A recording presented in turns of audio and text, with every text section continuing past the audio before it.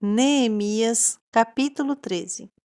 Naquele tempo, fez-se ao povo uma leitura em alta voz do livro de Moisés, e nas Escrituras se achou registrado que o Amonita e o Moabita não serão admitidos à Assembleia de Deus, e isto para sempre, porque não vieram ao encontro dos filhos de Israel com pão e água. Contrataram contra eles Balaão para os amaldiçoar, mas nosso Deus mudou a maldição em bênção. Quando o povo ouviu essa orientação da lei, excluiu sumariamente de Israel todos os que eram de ascendência estrangeira. Antes disso, o sacerdote Eliasibe tinha sido o supervisor dos depósitos da casa de Deus. Ele era parente próximo de Tobias. Ele havia emprestado uma sala que antes fora utilizada para guardar as ofertas de cereal, o incenso, os utensílios do templo e também os dízimos do trigo, do vinho novo e do azeite, determinados para os levitas, para os músicos e cantores e para os guardas dos portões, além das ofertas para os sacerdotes. Entretanto, quando tudo isso estava ocorrendo, eu não estava em Jerusalém, pois no 32º ano do reinado de Artaxerxes, rei da Babilônia, retornei à presença do rei. Algum tempo mais tarde, roguei sua permissão, e então recebi autorização e parti de volta a Jerusalém. Aqui soube do mal que Eliasibe fizera ao ceder uma câmara a Tobias nos pátios do templo de Deus. Fiquei profundamente decepcionado, e por isso atirei todos os móveis de Tobias fora daquela sala sagrada. Dei ordens expressas para que, imediatamente, todas as câmaras do templo, as salas sagradas, fossem purificadas, e coloquei nelas novamente os utensílios da casa de Deus, com as ofertas de cereais e o incenso sagrado. Fui informado também que a parte prescrita aos levitas não lhes era entregue e por isso os levitas e os cantores responsáveis pelo culto tinham fugido cada um para suas próprias terras. Então, repreendi os oficiais e lhe indaguei: por que a casa de Deus ficou abandonada? Em seguida, convoquei os levitas e os cantores e os enviei aos seus devidos postos.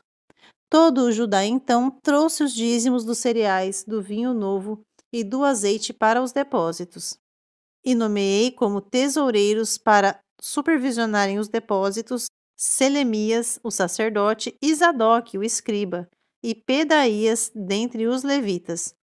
E como assistente deles, Anã, filho de Zacur, filho de Matanias, porquanto eram homens de confiança, e, portanto, receberiam a responsabilidade de providenciarem a distribuição dos suprimentos entre seus irmãos e companheiros de ministério.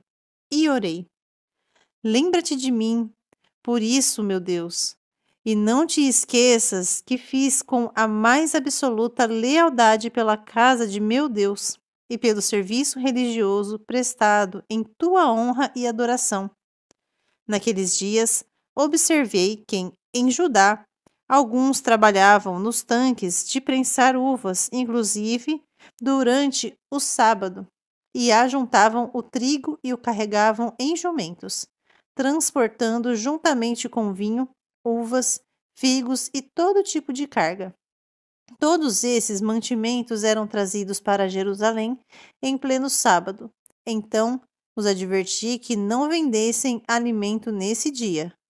E em Jerusalém viviam alguns homens de Tiro. Eles traziam peixes e todo tipo de mercadorias que comercializavam em Jerusalém entre os filhos de Judá. Por esse motivo, censurei os nobres de Judá e lhes questionei: por que estáis praticando um mal tão grande, profanando o dia do sábado? Porventura os vossos pais não cometeram o mesmo erro e por isso o nosso Deus fez vir todo esse mal sobre nós e esta cidade?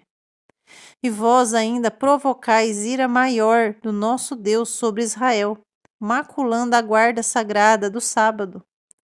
Quando as sombras do pôr do sol já chegavam às portas de Jerusalém, antes do início do sábado, eu ordenei que elas fossem todas fechadas, e que não fossem abertas novamente antes de terminar o sábado.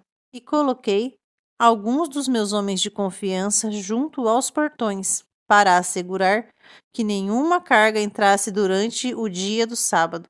Sendo assim, os comerciantes e vendedores de toda a sorte de mercadorias pernoitaram fora de Jerusalém 1 ou 2 vezes. Protestei, pois, contra eles e os adverti: por que passais a noite em frente ao muro? Se o fizerdes, mais uma vez vou prender-vos.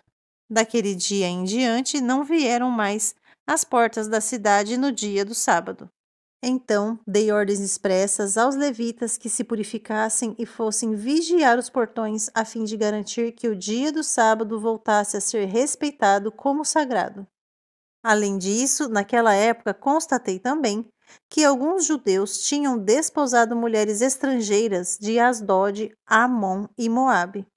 A metade dos seus filhos falava a língua de Asdod, ou a língua de um dos outros povos gentios, e não sabiam falar a própria língua de Judá.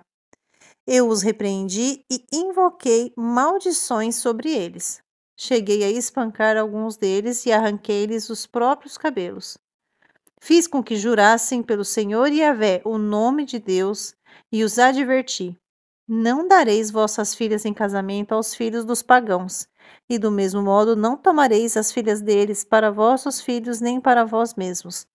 Ora, acaso não foi exatamente nisso que Salomão, rei de Israel, errou e pecou?